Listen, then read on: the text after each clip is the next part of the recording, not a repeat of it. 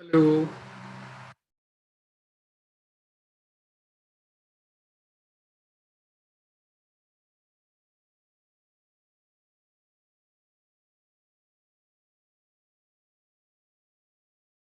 Good morning. सो हमने last photo electric effect खत्म कर लिया। डाउट उससे रिलेटेड?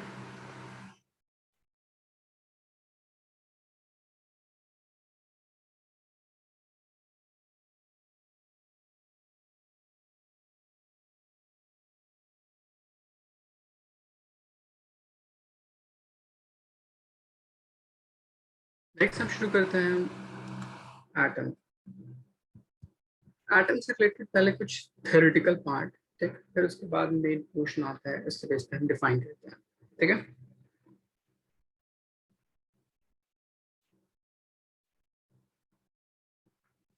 तो सबसे पहले रिलेटेड एटम में उसके कॉन्स्टिट्यूएंट पार्टिकल, ठीक, जैसे मेनली इलेक्ट्रॉन। ठीक, इसकी डिस्कवरी की थी जे थॉमसन ने, और इसी पर्टिकुलर इलेक्ट्रॉन को एक और नाम कैथोड रेज बोलते हैं। ठीक। नेक्स्ट मेरे पास प्रोटॉन, इसकी डिस्कवरी की थी ई गोल्डस्टीन, एंड इसको हम बोलते हैं कैनाल रेस। ये मेरे पास नेगेटिवली चार्ज पार्टिकल, ये मेरे पास पॉजिटिव चार्ज पार्टिकल। एटम के स्ट्रक्चर के बेस पर डिफाइन करना, तो सबसे पहले फर्स्ट मॉडल डिफाइन हुआ विच इज थॉमसन मॉडल। ठीक। थॉमसन मॉडल की कैरेक्टरिस्टिक ये थी कि उन्होंने कहा कि atom consist of positively charged sphere just as इसकी तरह, जिसके पूरे इंटायर वॉल्यूम में उसका मास यूनिफॉर्मली डिस्ट्रीब्यूटेड होगा एंड उसका चार्ज यूनिफॉर्मली डिस्ट्रीब्यूटेड होगा। ठीक। उस पर्टिकुलर डिस्ट्रीब्यूशन में इलेक्ट्रॉन जो होते हैं वो सीड्स की तरह या क्रिसमस पुडिंग में ड्राई फ्रूट्स की तरह इम्बेडेड होता है। अब इनकी जो बेसिस ऑफ मतलब एटम की प्रॉपर्टी थी वो था मेरे पास uniform distribution of mass and charge. ठीक। तो मास भी पूरे इंटायर वॉल्यूम में uniformly distributed and positive charge भी पूरे इंटायर वॉल्यूम में यूनिफॉर्मली डिस्ट्रीब्यूटेड। जो इलेक्ट्रॉन थे इसमें इम्बेडेड थे जस्ट एज सीड्स की तरह रैंडमली इस डायरेक्शन में। ठीक। सो दैट कि पूरा जो एटम होगा वो न्यूट्रलिटी को डिफाइन करेगा। ठीक। Next property, electrons are embedded as seeds or dry fruits as Christmas pudding.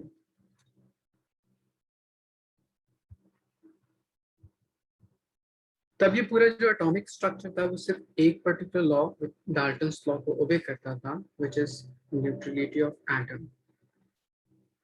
Neutrality of atom मतलब total positive charge and total negative charge दोनों आपस में इक्वल होगा, इसीलिए नेट चार्ज उस पूरे एंटायर एटम पे कितना होगा, जीरो होगा। तो ये उसकी बेसिक प्रॉपर्टी थी अकॉर्डिंग टू थॉमसन मॉडल। ठीक। तब इसकी डेमेरिट क्या थी जिसकी बेस पे इसको नेग्लेक्ट आउट कर दिया गया? तो पहली चीज, इसमें मूवमेंट ऑफ इलेक्ट्रॉन डिफाइन नहीं था। जब मूवमेंट ऑफ इलेक्ट्रॉन डिफाइन नहीं होगा तो वो कंडक्शन में हेल्प कैसे करेगा, ये डिफाइन नहीं कर सकते। एंड दूसरा, अगर मैं कोई रेडिएशन पर्टिकुलर एटम पे फॉल कराता हूँ तो वो अलग अलग स्पेक्ट्रल लाइन एमिट करता है जिसको एटॉमिक स्पेक्ट्रम डिफाइन करते हैं, जिसके बेस पे, ठीक, उसके बारे में उन्होंने कुछ नहीं डिफाइन किया, इसलिए इनकी थ्योरी क्या हो गई, फेल हो गई। Demerit, movement of electron was not defined and emission of spectral lines.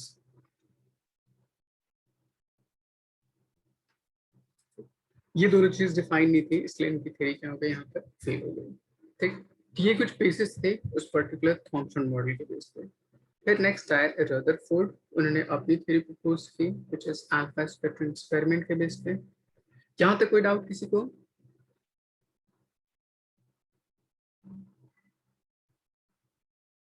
No sir. Next define करते हैं हम लोग रदरफोर्ड। रदरफोर्ड ने एक्सपेरिमेंट किया हुआ, एक्सपेरिमेंट हम शायद क्लास 9 से पढ़ते हुए अब तक आते होते हैं। ठीक। उन्होंने गोल्ड फॉइल लिया, थिन गोल्ड फॉइल, क्योंकि gold most malleable most ductile होता है, उसके लिए उसका थिन फॉइल फॉर्म हो सकता है। एंड उसके बेस पे उसको बॉम्बार्डिंग कराया गया, ठीक, किसी एक सोर्स ऑफ, यहाँ पे सोर्स लिया गया किस इसका, bismuth, Bi as a radioactive substance, ठीक, एंड उससे अल्फा पार्टिकल इमिट आउट कराया एंड उसको गोल्ड फॉइल के ऊपर टारगेट किया गया, ठीक। जब टारगेट किया तो उसके बेस पे कुछ ऑब्जर्वेशन से, ऑब्जर्वेशन पहला उस नंबर ऑफ अल्फा पार्टिकल के बेस पे पहला टर्म डिफाइन था कि most of the alpha rays goes undeflected, कुछ स्मॉल एंगल पे बेंड करते थे, कुछ लार्ज एंगल पे बेंड करते थे, और very few return back on the same path. तब उसके बेस पे फर्स्ट चीज हम डिफाइन करते हैं number of alpha particle deflected at theta angle, ठीक। ये किस पर्टिकुलर टर्म पे डिपेंडेंट होगा, तो उसके लिए एक रिलेशन होता है, number of particle deflected at theta is inversely proportional to sine to the power 4 theta by 2, ठीक। प्रोपोर्शनल हटाते हैं, कांस्टेंट पुट करते हैं, उसके बेस पे रिलेशन डिफाइन कर सकते हैं। अगर मैं इसके लिए ग्राफ प्लॉट करता हूँ, ठीक, तो देखिए ग्राफ कुछ इस तरह से, y axis number of particle deflected at theta versus x axis theta के बेस पे। तो देखिए यहाँ पे दोनों एक दूसरे के इनवर्सली प्रोपोर्शनल, इससे ग्राफ रेक्टेंगुलर हाइपरबोला कुछ इस तरह से आएगा। या क्या कंक्लूड करता है, तो कहता है कि जैसे जैसे मेरे पास एंगल कम होगा, नंबर ऑफ पार्टिकल कितना होगा ज्यादा, तो हमने पीछे ऑब्जर्वेशन में भी डिफाइन किया था रदरफोर्ड के कि स्मॉल एंगल पे या बिल्कुल पैरेलल और straight most of the alpha rays move कर जाते हैं। इसीलिए अगर एंगल बहुत छोटा हो तो नंबर ऑफ पार्टिकल क्या होगा, बहुत ज्यादा होगा। और अगर एंगल बहुत लार्ज करता जाऊं, ठीक, एंगल बढ़ाता जाऊं ये टर्म, तो नंबर ऑफ पार्टिकल कैसे होते जाएंगे, बहुत कम होते जाएंगे। इसीलिए just straight path same path में बहुत कम 1 in 1000 और 1 in 800 रिटर्न बैक होता है। इसलिए वेरी लार्ज एंगल पे नंबर ऑफ पार्टिकल कैसा होगा, बहुत कम। इसलिए एक रिलेशन डिफाइन करते हैं यहाँ से, number of particle deflected at theta versus theta and proportional to this particular term. इसके बेस पे कभी कभी आपसे क्वेश्चन पूछा जा सकता है, दो डिफरेंट एंगल दे देगा और पूछेगा नंबर ऑफ पार्टिकल का रेशियो क्या हो सकता है। जैसे मैं आपको एक क्वेश्चन बताता हूँ, find ratio of number of alpha particle deflected at 60 degree and 90 degree। Just theta की वैल्यू उस पर्टिकुलर रिलेशन में पुट कीजिए एंड दोनों का रेशियो कैलकुलेट कर लीजिए। एक बार कोशिश कीजिएगा सॉल्व करने की।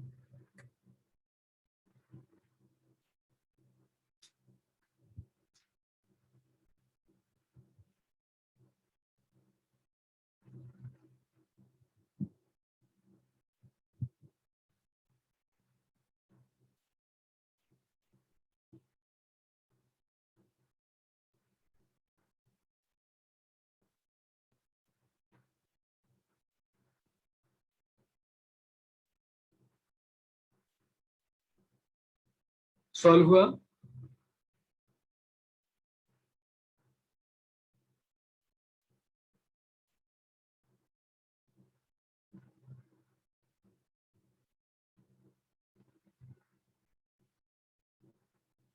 (2:3) √3 के टर्म में है, देखिए n1 over n2, चूंकि इनवर्सली प्रोपोर्शनल तो उल्टा कर दीजिए, तो हो जाएगा sine theta 2 divide by 2 divide by sine theta 1 divide by 2 और उस होल पे पावर 4। तब ये पूरी वैल्यू हो जाएगी, पहला जो एंगल है वो 60 डिग्री यहाँ पुट कर दीजिए, दूसरा जो एंगल 90 डिग्री यहाँ पुट कर दीजिए। 90/2 इज 45, साइन 45 की value 1/√2 divide by 60/2 is 30 degree, sine 30 is 1/2 और इस पूरे पे पावर 4। जब इसको डिवाइड कीजिएगा तो आपका आंसर आ जाएगा √2, पावर 4 कीजिएगा तो उसकी वैल्यू हो जाएगी 4। मतलब इस पर्टिकुलर एंगल पे जो नंबर ऑफ पार्टिकल का रेशियो आएगा वो 4:1 आएगा। समझ?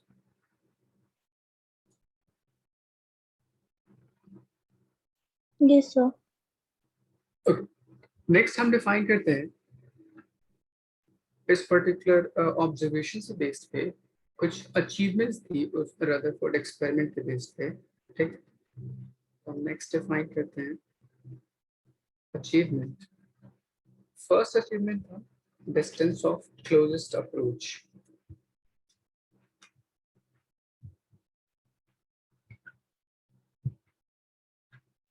डिस्टेंस ऑफ क्लोजेस्ट अप्रोच का मतलब कि वो able to calculate the size of nucleus. कैसे?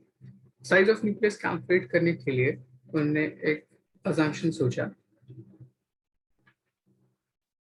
उन्होंने ये डिफाइन किया कि मान लीजिए आपके पास कोई न्यूक्लियस किसी इसमें रेडियस का हो सकता है। ठीक, उसके ऊपर अल्फा पार्टिकल बॉम्बार्ड करा रहे हैं इस पॉइंट से, हैविंग सम काइनेटिक एनर्जी के। ये मान लीजिए कोई भी सोर्स ऑफ अल्फा पार्टिकल हो सकता है। ठीक, इसको मैं इतनी एनर्जी दूं कि वो alpha particle just able to hit the surface of alpha particle, मतलब इस न्यूक्लियस के। ठीक, मतलब इसके पास इतनी एनर्जी हो कि जैसे जैसे मूवमेंट करे अप्रॉक्स सरफेस ऑफ न्यूक्लियस को टच कर दे, उतनी एनर्जी से उसको टारगेट कीजिए या प्रोजेक्ट कीजिए। मान लीजिए इसका अपना न्यूक्लियस सेंटर किसी इस पॉइंट पे, सरफेस किसी इस डिस्टेंस पे, तो यहाँ से यहाँ तक इसका अपना कुछ डिस्टेंस होगा, उसको radius of this particular nucleus बोल सकते हैं। ठीक, उन्हें गोल्ड फॉइल लिया तो इसका atomic number Z which is equals to 79।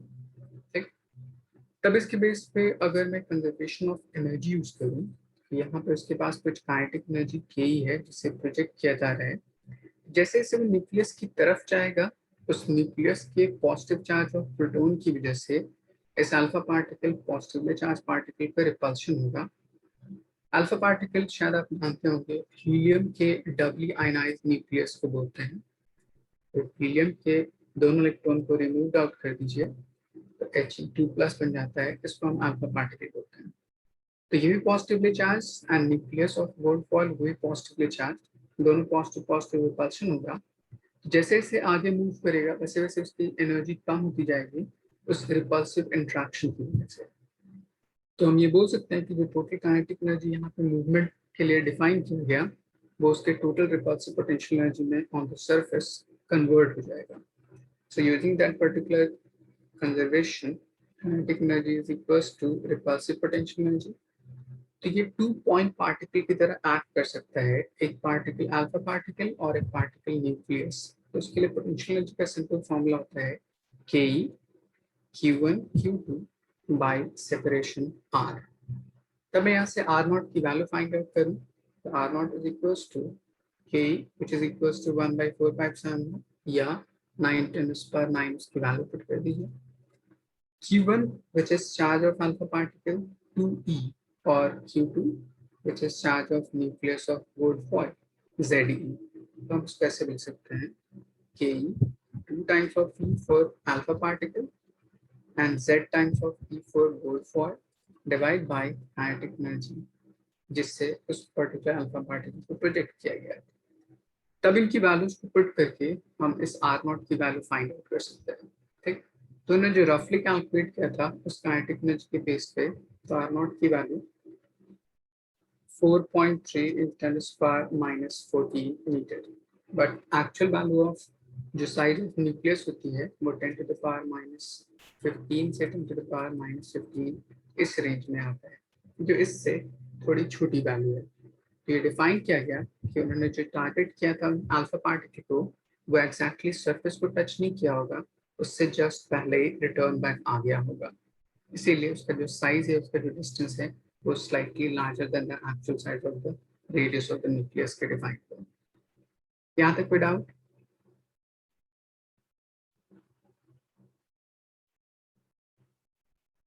Sir. Okay, अब इसके बेस पे ठीक हमने फर्स्ट टर्म डिफाइन कर दिया साइज ऑफ न्यूक्लियस या डिस्टेंस ऑफ क्लोज्ड अप्रोच। एक रिलेशन इसमें से पूछा जाता है कि काइनेटिक एनर्जी की वैल्यू एंड उसका जो डिस्टेंस होगा क्लोज्ड अप्रोच वो कैसे आपस में रिलेटेड होगा। तो आप फॉर्मूले के अकॉर्डिंग डिफाइन कर सकते हैं R naught and kinetic energy एक दूसरे के इनवर्सली प्रोपोर्शनल है, क्योंकि बाकी सारी चीजें कांस्टेंट है। तो जैसे जैसे मैं काइनेटिक एनर्जी की वैल्यू बढ़ाऊंगा उस डिस्टेंस की वैल्यू उतनी क्या होती जाएगी, कम होती जाएगी। तो इसके बेस पर रिलेट करके आपसे क्वेश्चन अगर पूछा जाए तो डिफाइन कर सकते हैं। ठीक है, नेक्स्ट पार्ट, एक टर्म डिफाइन करते हैं, उसको बोलते हैं हम लोग इम्पैक्ट पैरामीटर। ठीक, ये इम्पैक्ट पैरामीटर होता क्या है। तो हमने जैसे रदरफोर्ड एक्सपेरिमेंट में ये पढ़ा था कि most of alpha rays goes unreflected, मतलब वो जिस पाथ में आ रहा था उसी पाथ में स्ट्रेट बैक चला जाता है। ठीक, मतलब 0 डिग्री एंगल पे डिफ्लेक्शन होती है।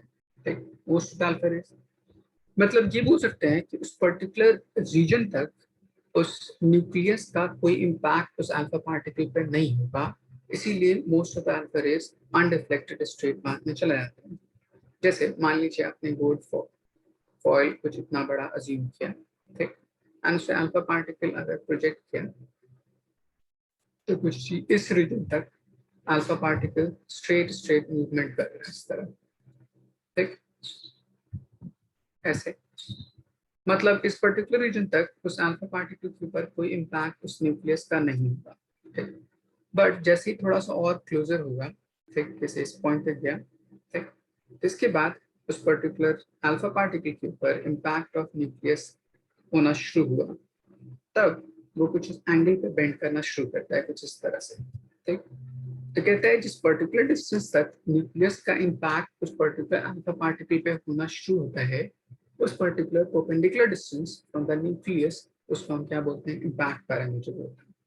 जैसे मान लीजिए इसका अपना ये पाथ था ओरिजिनल, न्यूक्लियस इस पर्टिकुलर एटम के लिए कुछ इस पॉइंट पर मान लीजिए, तो उस न्यूक्लियस से perpendicular distance to the velocity vector of the alpha particle, जब तक कि वो अल्फा पार्टिकल इस न्यूक्लियस की वजह से इंट्रैक्ट कर पाए या उसका जो डायरेक्शन है वो अफेक्ट हो पाए उस न्यूक्लियस के इम्पैक्ट या पॉजिटिव चार्ज की वजह से, उस पर्टिकुलर परपेंडिकुलर डिस्टेंस को हम इम्पैक्ट पैरामीटर बोलते हैं।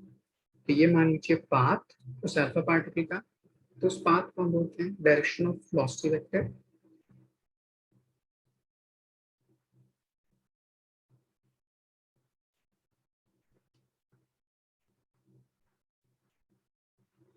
ठीक, एंड ये कुछ एंगल पे अगर डिफ्लेक्ट करता हो, सपोज एंगल मान लीजिए थीटा, तब उस न्यूक्लियस से कि मेरे पास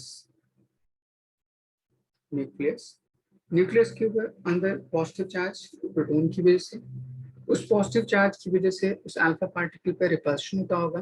ठीक, तो एक पर्टिकुलर डिस्टेंस तक रिपल्शन का इफेक्ट डिफाइंड होता होगा, तो उस particular perpendicular distance from the nucleus to the alpha particle उसको हम इम्पैक्ट पैरामीटर होता है।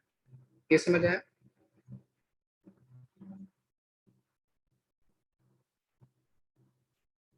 तो इम्पैक्ट पैरामीटर सिंपली डिफाइन करते हैं द परपेंडिकुलर डिस्टेंस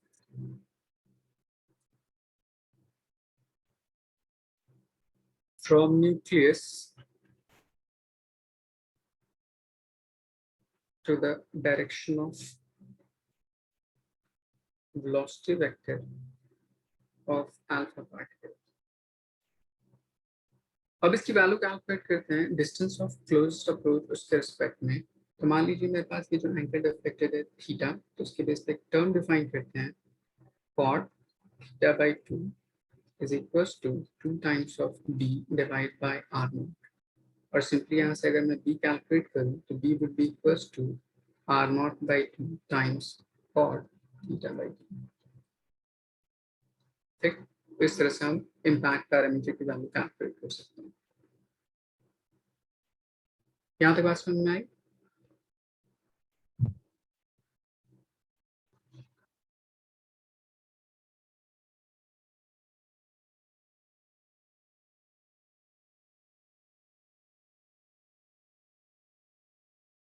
क्वेश्चन आसान सा बता, if Kinetic energy for alpha particle was 5 mega electron volt and angle of deflection मान लीजिए 10 डिग्री है. Find distance of closest approach and impact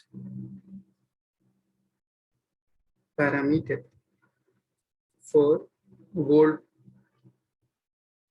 nucleus जिसमें Z की वैल्यू 79 और यहाँ पे cot थीटा बाई 2 कैलकुलेट नहीं कीजिएगा तो थीटा की वैल्यू 10/2 cot 10/2 इसकी वैल्यू मतलब cot 5 डिग्री इसकी वैल्यू आप 11.4 यूज करिएगा.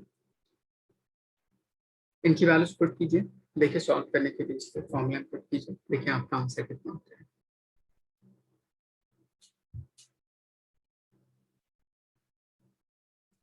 यहाँ तक किसी कोई डाउट?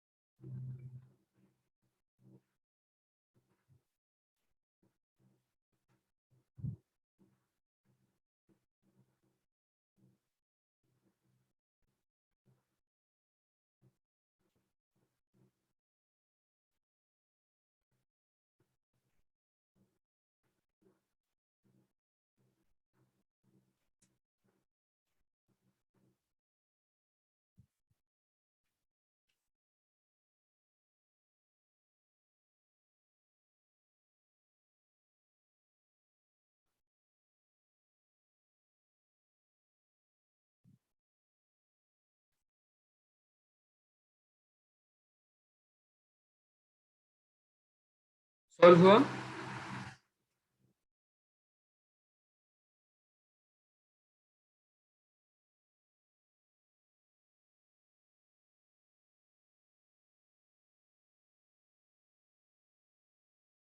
पिछले टर्म में फॉर्मूला डिराइव किया था पहला आर नॉट के लिए, तो R not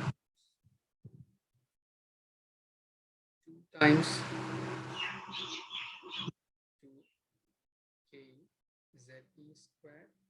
divide by kinetic energy, तो इसकी वैल्यू 2, के की value electric constant 10 to the power 9, Z 79, E charge of electron 1.6 10 to the power minus 19 उसका होल स्क्वायर डिवाइड बाय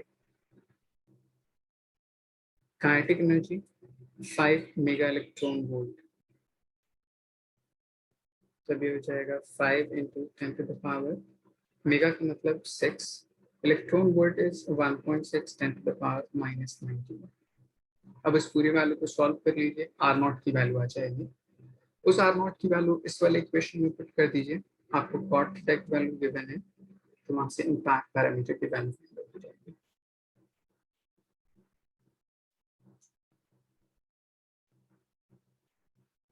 किसी को यहाँ तक कोई डाउट हो तो पूछ लीजिए.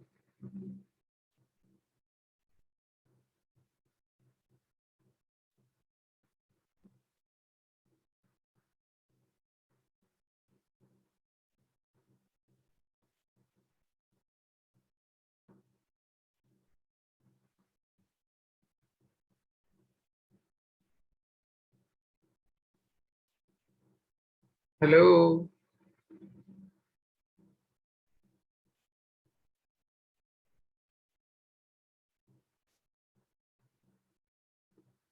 Okay then next.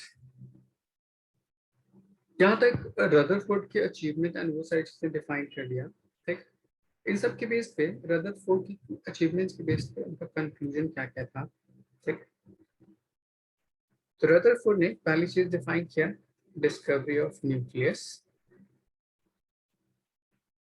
ठीक, तो डिस्कवरी ऑफ न्यूक्लियस के बेस पे कहता है कि टोटल पॉजिटिव चार्ज और प्रोटॉन उस न्यूक्लियस के अंदर एम्बेडेड होगा. किसी भी एटम में जो मोस्ट या जो मास होता है वो मेनली प्रोटॉन और न्यूट्रॉन की वजह से डिफाइन होता है, और वो अगर न्यूक्लियस में होगा तो मैं बोल सकता हूँ सेंट्रली लोकेटेड डिस्ट्रीब्यूशन ऑफ मास को डिफाइन करता है। ठीक, तो रदरफोर्ड का जो एटॉमिक मॉडल था वो सेंट्रली लोकेटेड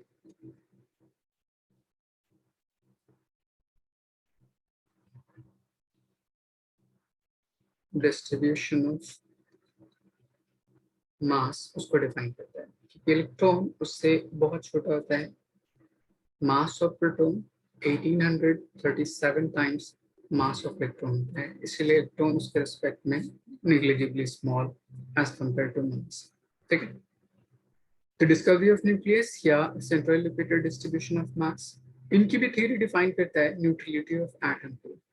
ठीक, atom as a whole neutral होता है, न्यूट्रलिटी ऑफ एटम। ठीक, इनकी डिमेरिट क्या थी? मूवमेंट ऑफ इलेक्ट्रॉन को डिफाइन नहीं किया। ठीक, क्लासिकल थ्योरी के बीच में उन्होंने ये कहा कि मान लीजिए मेरे पास न्यूक्लियस है पॉजिटिवली चार्ज एंड उसके अराउंड इलेक्ट्रॉन नेगेटिवली चार्ज, दोनों रेस्ट में नहीं रह सकते। अगर रेस्ट में होगा तो पॉजिटिव चार्ज उस नेगेटिव चार्ज को अपनी तरफ अट्रैक्ट कर लेगा बाय इलेक्ट्रोस्टैटिक इंट्रैक्शन, और वो दोनों स्टिक टुगेदर हो जाएंगे। ठीक, जिसकी बेस पे एटम डिफाइन नहीं होगा या एटम स्टेबल नहीं होगा।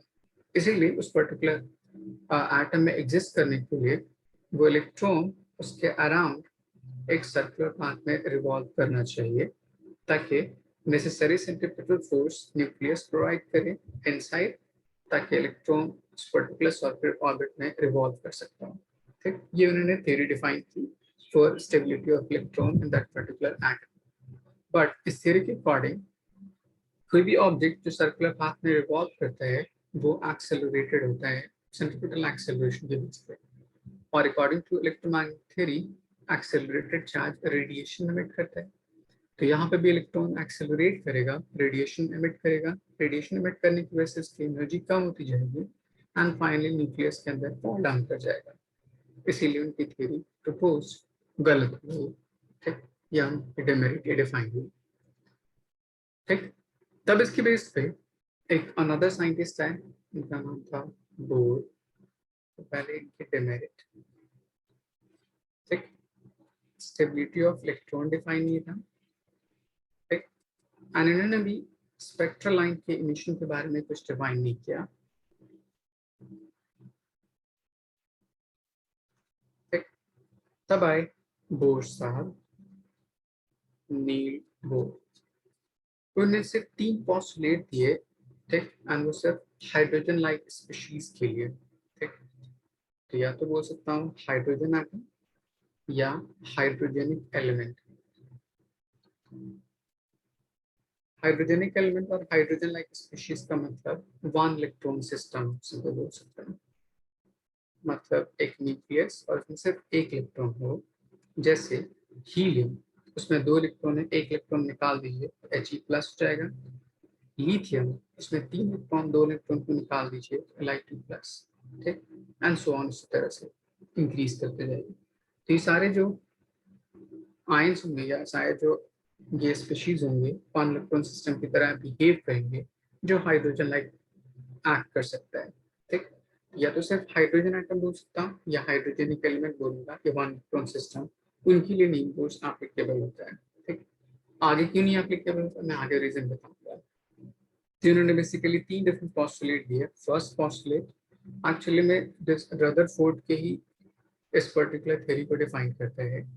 कहता है कि इलेक्ट्रॉन अराउंड द न्यूक्लियस एक सर्कुलर ऑर्बिट में रिवॉल्व करता है। ठीक, जिसके लिए necessary centripetal force electrostatic force of nucleus provide करता है। तो यहाँ से first Fc is equals to Fe। Fc means mv²/r। Fe, अगर ये हाइड्रोजन अगर नहीं होगा तो उसके पास Z नंबर ऑफ प्रोटॉन होंगे एंड टोटल चार्ज Z ही हो जाएगा। तो उन दोनों के बीच में attractive force is Ke Q1 Q2 by separation r²। तो यहाँ से R कैंसिल आउट हो जाएगा, mv² is equals to ZE² divide by 4πε0 times R। ये फर्स्ट इक्वेशन यहाँ से अज्यूम कर सकते हैं। यहाँ तक कोई डाउट किसी को?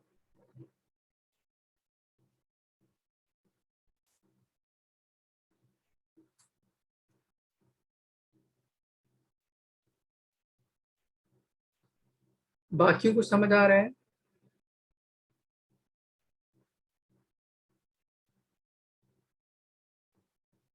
ओके, तो हमने फर्स्ट डिफाइन कर दिया नील बोर्ड्स के बेस पे फर्स्ट पॉस्टुलेट। ठीक, तो कहता है कि इलेक्ट्रॉन सर्कुलर ऑर्बिट में रिवॉल्व करेगा, जिसके लिए necessary centrifugal force electrostatic interaction of the nucleus provide करता है। ठीक, मैंने यहाँ पे हाइड्रोजन लाइक स्पीशीज यूज किया है, इसलिए यहाँ पे Z यूज किया। अगर मैं सिर्फ हाइड्रोजन यूज करूँ तो Z की वैल्यू 1, हीलियम यूज करूंगा तो Z की value 2 and so on change करता जाएगा। इसलिए ज्यादा बेहतर है आप Z के टर्म में याद रखिए, ताकि इजीली किसी भी एलिमेंट के लिए डिफाइन कर सकते हैं। नेक्स्ट डिफाइन करता है जो रदरफोर्ड के एक्चुअली में ड्रॉबैक थे उसको ओवरकम करने के लिए सेकंड पोस्टुलेट। तो कहता है electron non radiating discrete orbital में रिवॉल्व करता है, जिसका उन्होंने नाम दिया स्टेशनरी ऑर्बिटल। स्टेशनरी ऑर्बिट, ये ऐसी चीज को बोल सकते हैं नॉन रेडिएटिंग,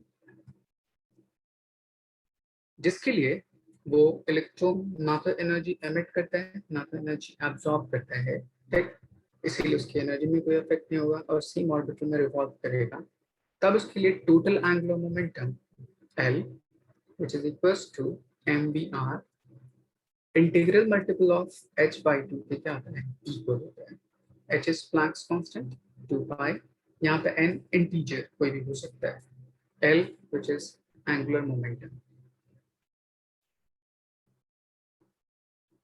ठीक, तो total angular momentum L mvr which is equals to nh/2 pi, ठीक, gives the stationary orbit और नॉन रेडिएटिंग ऑर्बिट के बीच पे डिफाइन होता है। तो इसको हम सेकंड इक्वेशन यूज कर सकते हैं। फिर थर्ड कहता है कि ट्रांजिशन अगर हो या इलेक्ट्रॉन अगर जंप करे एक ऑर्बिटल से दूसरे ऑर्बिटल तक, सपोज कर लीजिए ये आप उसको मान लीजिए कोई इनिशियल स्टेट, तो उसके पास कुछ एनर्जी होगी इनिशियल, ये कुछ मान लीजिए फाइनल स्टेट, तो एनर्जी उसके पास होगी कुछ फाइनल। तो इलेक्ट्रॉन किसी एक ऑर्बिटल से किसी दूसरे ऑर्बिट में जाए या एक शेल से किसी दूसरे शेल में जाए तो अपने आप नहीं जा सकता, उसको जाने के लिए उन दोनों के डिफरेंस के इक्वल एनर्जी चाहिए। एनर्जी किस फॉर्म में, इन द फॉर्म ऑफ फोटोन, या उस पर्टिकुलर एनर्जी को मैं बाहर से दे दूं या वो किसी और सोर्स से ले। जैसे मान लीजिए इलेक्ट्रॉन यहाँ से जंप किया, so it needs that much amount of energy, ठीक, ताकि वो जंप कर जाए इस इनिशियल स्टेट से इस फाइनल स्टेट तक। फिर उसके बाद चूंकि ये पर्टिकुलर स्टेट उसके लिए अनस्टेबल होता है, तो यहाँ से वो वापस अगर जंप कर जाए किसी इस पर्टिकुलर पॉइंट तक, तो जितना उसने एब्जॉर्ब किया होता है उतना ही वो क्या करेगा, वापस एमिट करेगा। तो ये जो रेडिएशन है कोई भी फोटोन है, इसकी जो एनर्जी होगी वो इन दोनों लेवल्स की एनर्जी के डिफरेंस क्या होता है, इक्वल होता है। तब यहाँ से थर्ड पोस्टुलेट डिफाइन करता है फॉर ट्रांजिशन ऑफ इलेक्ट्रॉन। जब कभी इलेक्ट्रॉन एक ऑर्बिटल से दूसरे ऑर्बिटल तक जंप करता है, उन दोनों लेवल्स के बीच में जो एनर्जी डिफरेंस होता है उसके equal energy in the form of photon either absorb करेगा जब लोअर स्टेट से हायर स्टेट तक जाता है, या एमिट करेगा जब हायर स्टेट से लोअर स्टेट तक जाता है। तो first energy final minus energy initial is equals to H nu, या इस चीज को बोल सकते हैं एच सी बाई लैम्डा। तो ये मेरे पास थर्ड इक्वेशन। अब इन तीनों इक्वेशन को यूज करके ठीक हम 5-6 चीज कैलकुलेट करते हैं और उसी के बेस ये पूरा चैप्टर डिफाइन होता है। यहाँ तक तो की सारी समझ आई हो सबको?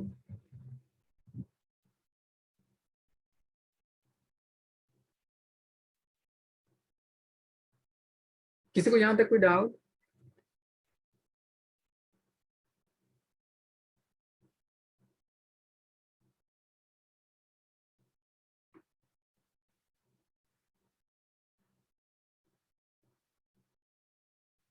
देखिए थर्ड वन क्या कहता है कि जब एक शेल से इलेक्ट्रॉन किसी दूसरे शेल में जाएगा, ठीक, तो अपने आप नहीं जा सकता, ठीक, क्योंकि हर पर्टिकुलर लेवल के लिए एनर्जी क्या होती है, अलग अलग होती है। ठीक, तो अगर इलेक्ट्रॉन यहाँ पे यहाँ से यहाँ तक जाने के लिए उसको कुछ एनर्जी चाहिए, क्योंकि ये एक अलग एनर्जी लेवल पे, ये एक अलग एनर्जी लेवल पे। तो एक से दूसरे एनर्जी लेवल तक जंप करने के लिए एनर्जी आइदर एब्जॉर्ब करता है फ्रॉम लोअर टू हायर जाने के लिए, या उस हायर स्टेट से लोअर स्टेट में आएगा तो जितनी एनर्जी उसने एब्जॉर्ब की थी उतनी एनर्जी वो एमिट करेगा। और वो दोनों एनर्जी किस फॉर्म में, इन द फॉर्म ऑफ फोटोन। और उस फोटोन की जो एनर्जी होनी चाहिए किसके इक्वल होनी चाहिए, इन दोनों लेवल्स के एनर्जी के डिफरेंस के इक्वल होना चाहिए। तब कहते हैं थर्ड पोस्टुलेट इस नीड बोर्ड्स को बेस पे डिफाइन करता है, when electron makes transition from one orbital to another, it either absorbs or emits radiation in the form of photon whose energy is equal to the difference of energy of two levels. ठीक, तब इसकी base पे हमने यहाँ से 3 different equation define कर दिया। ठीक, अब उन इक्वेशंस को यूज करके हम अलग अलग टर्म डिफाइन करते हैं। ठीक, जैसे मेरे पास फर्स्ट पोस्टुलेट किया था, तो first postulate mv square is equals to z times e square by 4 pi epsilon naught r. ठीक, सेकेंड पोस्टुलेट मेरे पास था mvr is equals to nh by 2 pi, यहाँ से वेलोसिटी निकालिए तो v is equals to nh by 2 pi m into r। इसको fourth equation मान सकते हैं, एंड यहाँ पे थर्ड hc by lambda के टर्म में e final minus e initial is hc by lambda या h new। इन चार टर्म्स को यूज करके ठीक हम अलग अलग टर्म डिफाइन करते हैं। तो फर्स्ट आता है मेरे पास रेडियस ऑफ ऑर्बिटिंग इलेक्ट्रॉन। ठीक, यहाँ से इस वैल्यू ऑफ वेलोसिटी की वैल्यू निकाल के इसमें पुट कर दीजिए, एंड देन वहां से रेडियस डिफाइन करते हैं। First is radius of electron in nth orbit. ठीक, तो इसका रिलेशन होता है r nth is equals to n square h square epsilon naught by z times pi m e square। ठीक, ये सारी चीजें कांस्टेंट है, और n की जगह पे अगर मैं 1 पुट करूं, z की जगह पे 1 पुट करूं फॉर हाइड्रोजन। ठीक, तब मेरे पास रेडियस फॉर फर्स्ट ऑर्बिट इसकी वैल्यू आती है मेरे पास 5.3 into 10 to the power minus 11 metre. इस पॉइंट को साइड ले जाइए तो उसको लिख सकते हैं 0.53 एंगस्ट्रॉम। अब ऐसे लिख सकते हैं। ठीक, तो इसको हम बोर्स रेडियस भी बोलते हैं। तो इस R1 को बोर्स रेडियस बोल सकते हैं। तब इसके रिस्पेक्ट में अगर nth ऑर्बिट का रेडियस डिफाइन करूं, r nth would be equals to n square over z times r1। अब स्पीशीज अलग अलग हो सकता है तो उसके हिसाब से z अलग अलग हो सकता है, एंड ऑर्बिटल किस स्टेट में होगा n की वैल्यू उसके बेस पे डिफाइन कर सकते हैं, तो वहां से rn कैलकुलेट कर सकते हैं। समझ आया?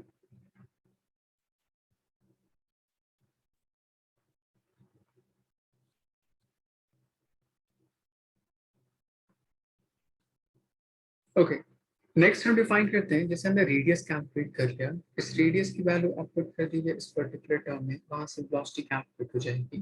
ठीक, तो जैसे आपका r nth is equals to n square h square sin by z times pi m e square. इस वैल्यू को वेलोसिटी वाले फॉर्म में पुट कर दीजिएगा, तो वेलोसिटी फॉर nth ऑर्बिटल इसकी वैल्यू आती है e square by 2 times of nh epsilon naught times z, कुछ इतना आता है। तो यहाँ से अगर मैं सारे टर्म्स की वैल्यू पुट कर दूं तो वेलोसिटी फॉर फर्स्ट ऑर्बिट इसकी वैल्यू आती है 2.2 into 10 to the power 6 metre पर सेकेंड, मतलब velocity of electron in first orbit of hydrogen atom. ठीक, z की जगह पे 1 यूज किया, n की जगह पे मैंने 1 यूज किया। अगर मैं किसी भी अदर एलिमेंट के लिए यूज करता हूँ तो velocity for nth orbit is equals to z upon n times v1। कभी कभी यह टर्म आपको स्पीड ऑफ लाइट के टर्म में डिफाइन होता है, तो इसी टर्म को हम ऐसे भी यूज कर सकते हैं z over n times alpha into c. यहाँ पे जो अल्फा होता है इसको हम बोलते हैं फाइन स्ट्रक्चर कांस्टेंट, इसकी वैल्यू है कांस्टेंट नंबर 1/137। यहाँ पे जो सी है, इस सी को बोलते हैं हम लोग स्पीड ऑफ लाइट। ये जो मैंने वेलोसिटी डिफाइन की, velocity in terms of speed of light, उस इलेक्ट्रॉन के लिए उस गिवन एलिमेंट में उसके स्पीशीज के बेस पर डिफाइन किया। z की वैल्यू चेंज करती जाइए, n की वैल्यू चेंज करती जाइए, गिवन उसके हिसाब से हम वेलोसिटी कैलकुलेट कर सकते हैं उस पर्टिकुलर ऑर्बिट में कितना हो सकता है। यहाँ तक कोई डाउट?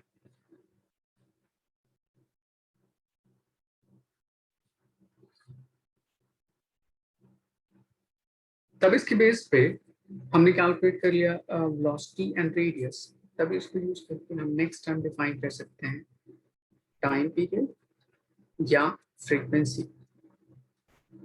ठीक, सिंपल अज्यूम करते हैं कि मेरे पास जो पाथ होगा ऑर्बिट उस पर्टिकुलर का सर्कुलर, तो उसके लिए time taken is distance by speed. तो distance is 2 pi R, speed is b। आपको r की वैल्यू पता है, b की वैल्यू पता है, दोनों की वैल्यू पुट कर दीजिए, वहां से टाइम कैलकुलेट हो जाएगा। एंड उसी टर्म को अगर मैं रेसिप्रोकल कर लूं तो वहां से फ्रीक्वेंसी डिफाइन हो जाएगा।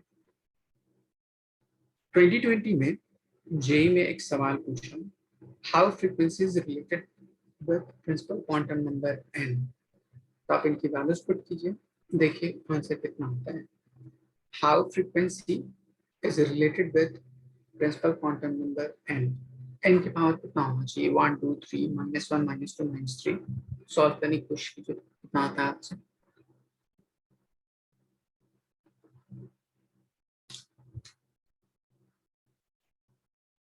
नबील कुछ समझ आ रहा है आपको?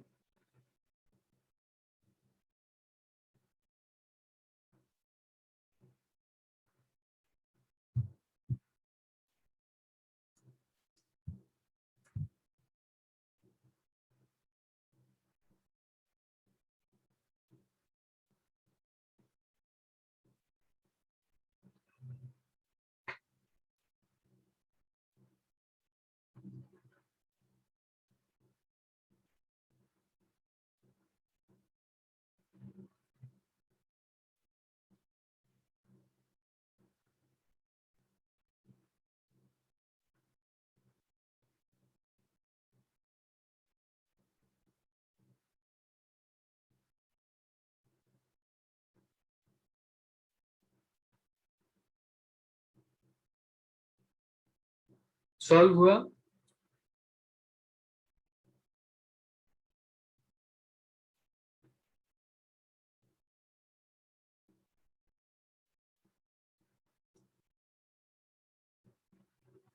r की वैल्यू मेरे पास ये टर्म गिवन है, पुट कर दीजिए यहाँ पे। तो ये टर्म हो जाएगा 2 pi times r n square h square epsilon naught by z times pi m e square. Velocity की वैल्यू गिवन है आपको पास 2 times of n h epsilon naught by z times of e square. तो इस पूरे को मैं solve करूं तो इसकी वैल्यू हो जाएगी pi pi cancel out, 2 to 4 हो जाएगा n cube upon z square and बाकी सारी चीजें constant, 4 times of h cube epsilon naught square divide by m e to the power 4, कुछ ऐसा है। सो यहाँ से डिफाइन कर सकते हैं कि टाइम पीरियड ऑफ इलेक्ट्रॉन है रिवॉल्विंग इलेक्ट्रॉन वो n क्यूब के डायरेक्टली प्रोपोर्शनल z स्क्वायर के इनवर्सली प्रोपोर्शनल। तो फ्रीक्वेंसी उसका जस्ट उल्टा होगा, तो इसकी वैल्यू हो जाएगी z square over n cube times m e to the power 4 by 4 times of h cube into epsilon naught square. ठीक, नीट में आपसे डायरेक्टली इस पर्टिकुलर रिलेशन की एक्सपोनेंशियल पूछ सकता है कि वो फ्रीक्वेंसी h के साथ कैसे रिलेटेड होगा, n के साथ कैसे रिलेटेड होगा, या z के साथ कैसे रिलेटेड होगा। इसलिए पूरा एक्सप्रेशन याद रखने की जरूरत होती है, या नहीं तो मतलब इसको डिराइव करना याद रख लीजिए। सिर्फ दो वैल्यू याद रखिए, वेलोसिटी एंड रेडियस, उसके बेस पे बाकी सारी चीजें कैलकुलेट कर सकते हैं। ठीक, यहाँ तक कोई डाउट? ओके, सो हमने 3-4 चीजें कैलकुलेट कर ली। ठीक, नेक्स्ट पार्ट होता है energy. Energy of orbiting electron. तीन तरह की एनर्जी पर्टिकुलर इलेक्ट्रॉन के लिए डिफाइन करते हैं। Kinetic energy, potential energy, and total energy. तो first kinetic energy. Kinetic energy movement के बेस पे half M V square. M V square की वैल्यू फर्स्ट पॉस्टुलेट के बेस पे अगर मैं पुट कर दूं, ठीक, जो हमने पीछे डेराइव कर रखा है ये टर्म, तब मेरे पास वही एक्सप्रेशन कुछ ऐसा आ जाएगा. m times e square z divided by 8 pi epsilon naught r. ठीक, तो हम बोल सकते हैं कि काइनेटिक एनर्जी r के इनवर्सली प्रोपोर्शनल है और ये जो पूरी वैल्यू है वो पॉजिटिव है. ठीक, अगर मैं r की वैल्यू पुट कर दूं, r is equals to n square h square epsilon naught by pi times of n square, तभी पूरा टर्म कुछ ऐसा आ जाएगा z square upon n square times m e to the power 4 by 8 h square epsilon naught square.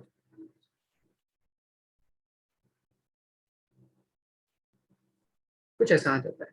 और अगर इन सब की value put कर दूं, ठीक ठीक, तब इस पर्टिकुलर टर्म की वैल्यू आती है 13.6 z square over n square in terms of electron volt.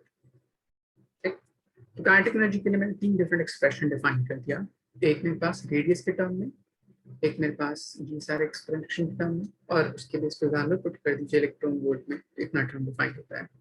ठीक, ये जो पूरी वैल्यू है जो कांस्टेंट है, इसको एक फिक्स नाम रेडबर्ग भी बोलते हैं, आर वाई.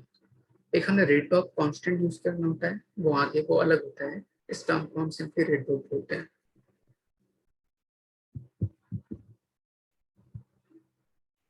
ये उस एनर्जी के बेस पर डिफाइन करता है. तब इसकी वैल्यू एग्जैक्टली कितनी हो जाएगी, 13.6 इलेक्ट्रॉन वोल्ट. ठीक, नेक्स्ट हो सकता है मेरे पास potential energy, interaction between charge particle, nucleus and उस इलेक्ट्रॉन के इंट्रैक्शन के बेस पर डिफाइन कर सकते हैं. तब इसका फॉर्मूला लिखूंगा K Q1 Q2 over separation R. Q1 is electron charge negative, Q2 is nucleus charge Ze positive. तब पूरी वैल्यू हो जाएगी minus of Z e square by 4 pi epsilon naught R. यहाँ पे देखिए नेगेटिव है and inversely proportional to radius. फिर अगर मैं इसमें R की वैल्यू पुट कर दूं तो यही पूरा टर्म आ जाएगा Z square over n square times m to the power 4 by 4 times h square epsilon naught. And इसकी वैल्यू पुट कीजिएगा तो 2 से मल्टीप्लाई कर दीजिए, 27.2 in negative sign, z square over n square in terms of electron volt. Third, अगर मैं इन दोनों energy को ऐड कर दूं ताकि टोटल एनर्जी यहाँ से कैलकुलेट कर लिया जाए. Total energy is simply kinetic energy plus potential energy.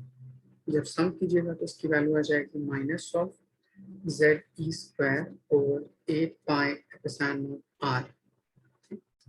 And अगर मैं इसके टर्म यूज करूँ तो minus of z square n square times m e to the power 4 by 8 h square epsilon naught square. Yes की value हो जाएगी minus of 13.6 z square n square in terms of.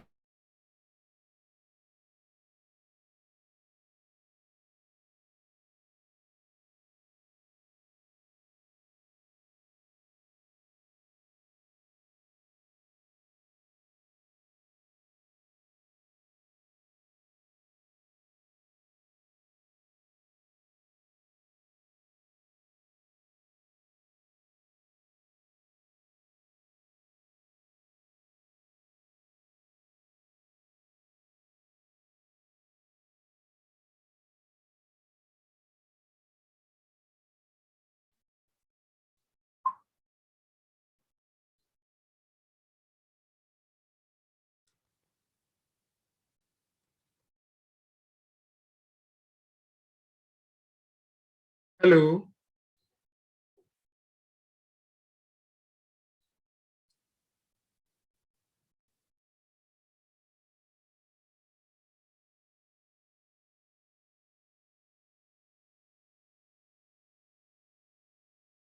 1 minute बस।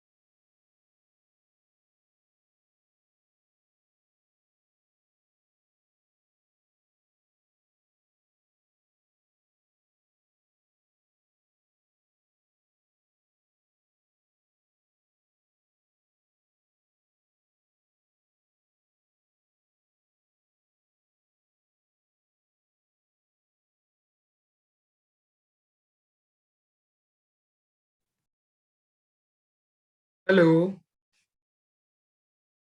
मेरी आवाज आ रही है सबको?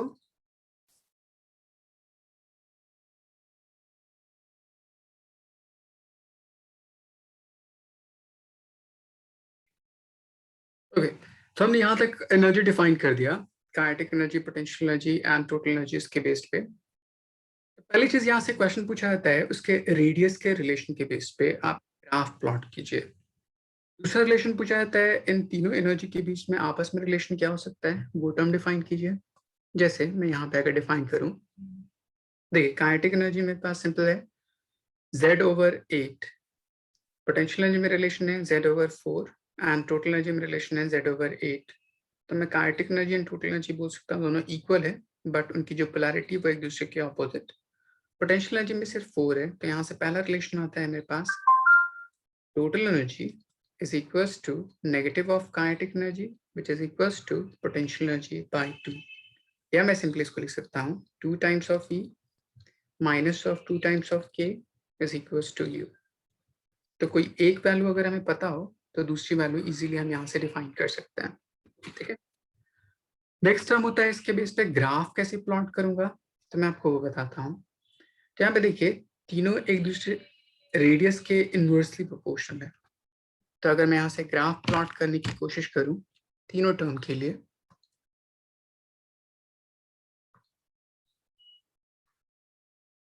तो ये मेरे पास कोई वर्टिकल लाइन एनर्जी को डिफाइन कर रहा है, हॉरिजॉन्टल लाइन डिस्टेंस को डिफाइन कर रहा है। तब इसके बेस पे पहला ग्राफ आता है काइनेटिक एनर्जी के लिए, रेक्टेंगुलर हाइपरबोला कि जिस तरह से पॉजिटिव में, इसीलिए तो ये मेरे पास काइनेटिक एनर्जी के लिए। दूसरा डिफाइन करता है नेगेटिव टर्म, ये एंड तीसरा टर्म डिफाइन करेगा नेगेटिव, बट इससे स्लाइटली कुछ ऐसी वैल्यू।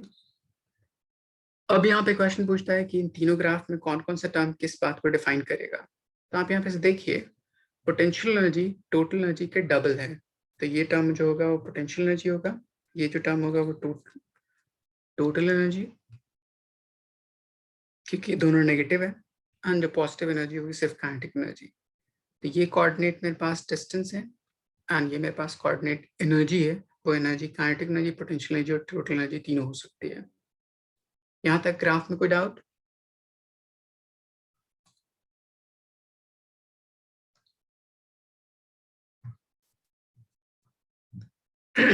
अब एक सवाल पूछा जाता है कि अगर मैं रेडियस को कम करूं तो इन तीनों एनर्जी में क्या फर्क पड़ेगा। ठीक, अब एक सवाल पूछा था, on decreasing R define its effect on kinetic energy, total energy and potential energy. कोई बता सकता है क्या क्या इम्पैक्ट आएगा इसके ऊपर?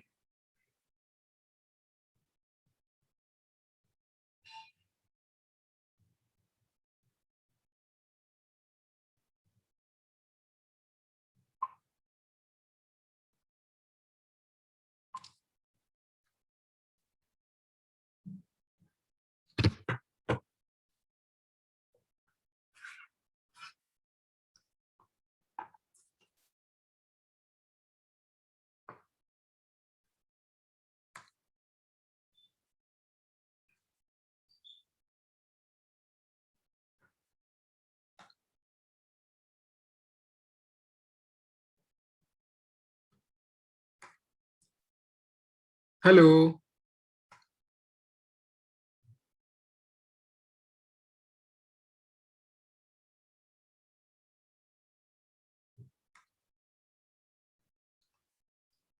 कौन सी energy, kinetic energy, potential energy and total energy, तीनों को मैंने पूछा, तीनों का रिलेशन क्या होगा। तो अब इसको सॉल्व करने के लिए सिंपल ग्राफ कुछ इस तरह से देखिए, मैं आपको जैसे बताता हूँ। पहले देखिए किसी इस पॉइंट पे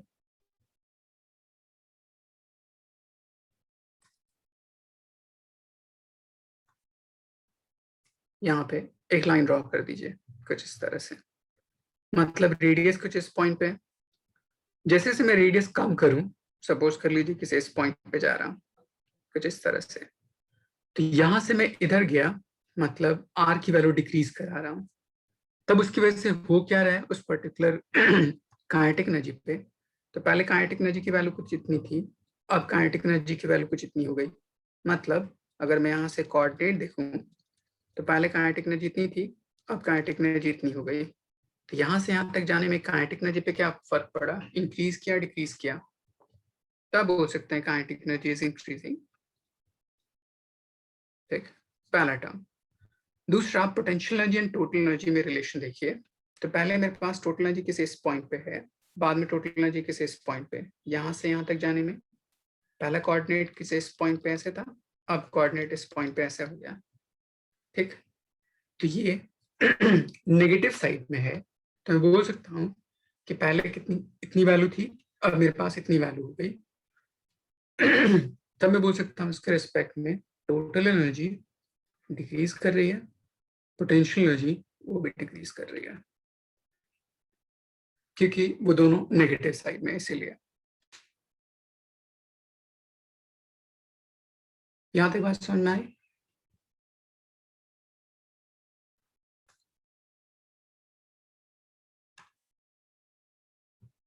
ओके, तो इस इंट्रैक्शन के बेस पे अगर मैं रेडियस के बेस पे ग्राफ प्लॉट करता हूँ और स्कैन पैक देखता हूँ, तो इस तरह से आपसे क्वेश्चन पूछा जा सकता है। ठीक, नेक्स्ट, इस जेड एंड एन के बेस पे आपको वैल्यूज गिवन होंगी, उनकी वैल्यू पुट करके आप किसी भी एक स्पीशीज के लिए एनर्जी डिफाइन कर सकते हैं, kinetic energy, potential energy and total energy define कर सकते हैं। ठीक है, नेक्स्ट इसके बाद ये तीन बेसिक पोस्टुलेट थे जिसके बेस पे डिफाइन हो गया। इसके बाद एक अनदर टर्म आता है व्हिच इज कॉल्ड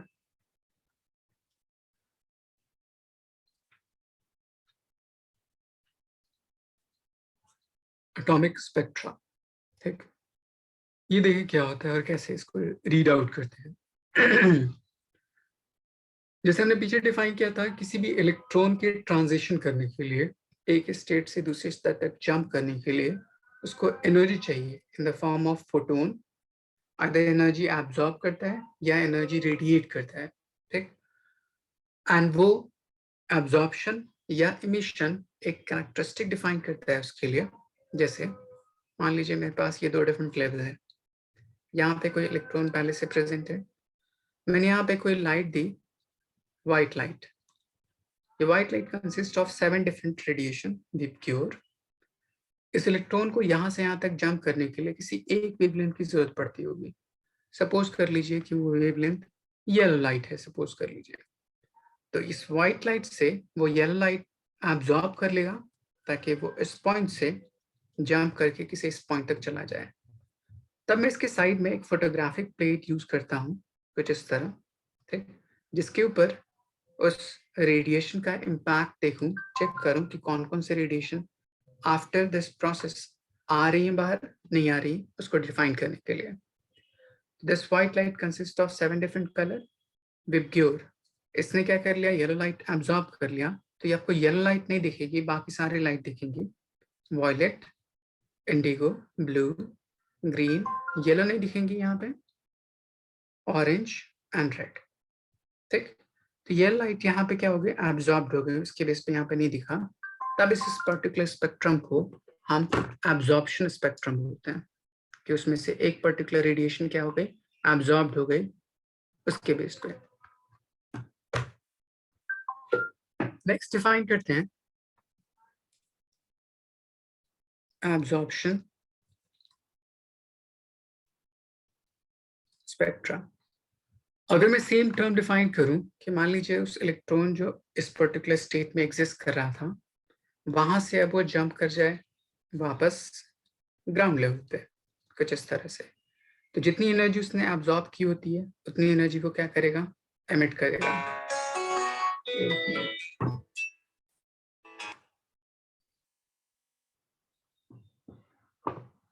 इतनी एनर्जी क्या करेगा, वो एमिट कर देगा। तो एमिट उसने एब्जॉर्ब कौन सी लाइट की थी, येलो लाइट, तो उसने एमिट कौन सी लाइट की होगी, येलो लाइट। तो इसमें सिर्फ येलो लाइट दिखती है, बाकी कोई रेडिएशन उसके पास है नहीं, इसलिए नहीं दिखते, तो उसको बोलते हैं हम लोग एमिशन स्पेक्ट्रा। अब ये जो फोटोग्राफिक प्लेट के ऊपर जो स्पेक्ट्रम ऑब्टेन हुआ, उसके बेस पे हम डिफाइन कर सकते हैं कि इन दोनों लेवल्स के बीच में जो एनर्जी डिफरेंस था वो कितना था। उस रेडिएशन की वेवलेंथ मुझे पता है, उसके हिसाब से कैलकुलेट करके मैं इसको डिफाइन कर सकता हूँ। तब इस स्टडी को हम क्या बोलते हैं, एटॉमिक स्पेक्ट्रा। और ये जो फोटोग्राफिक प्लेट पे जो एब्जॉर्प्शन और एमिशन स्पेक्ट्रा ऑब्टेन होता है, ठीक, उसको हम स्पेक्ट्रम बोलते हैं सिंपल। यहाँ तक कोई डाउट किसी को?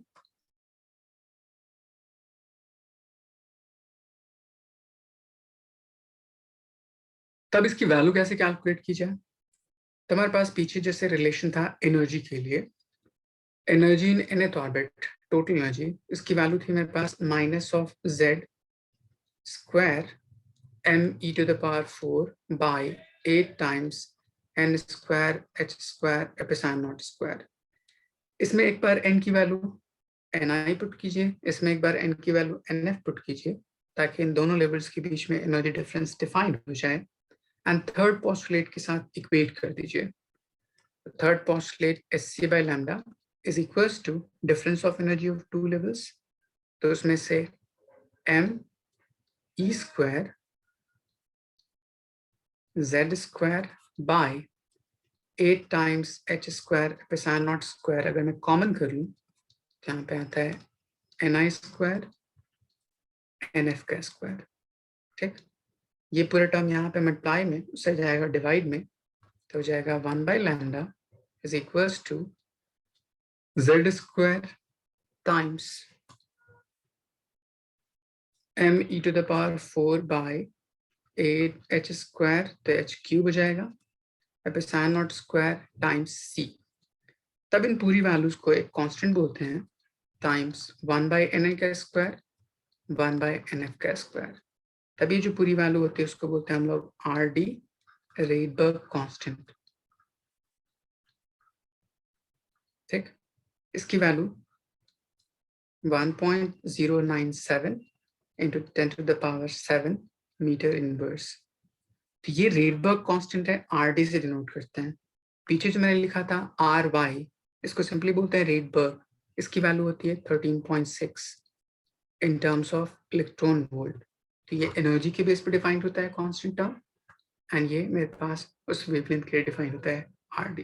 ये दो अलग अलग टर्म है, ठीक। एंड जेड की अलग अलग वैल्यूज के बेस पे आइदर वो हाइड्रोजन के लिए डिफाइंड होगा, हीलियम, लिथियम, एंड किसी भी स्पीशीज के लिए डिफाइंड हो सकता है। तो उसके बेस पे मैं वेवलेंथ ऑफ रेडिएशन जो इस पर्टिकुलर दो लेवल्स के बीच में ट्रांजिशन करता होगा उसकी वैल्यू फाइंड आउट कर सकता हूँ। यहाँ तक कोई डाउट?